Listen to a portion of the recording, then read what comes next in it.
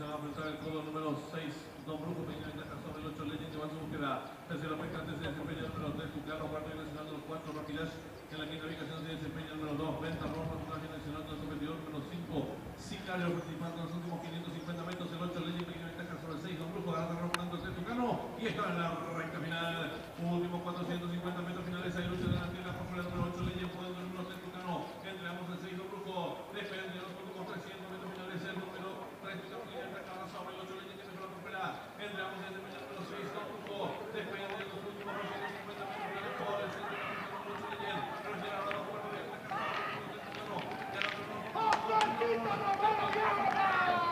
¡Observa,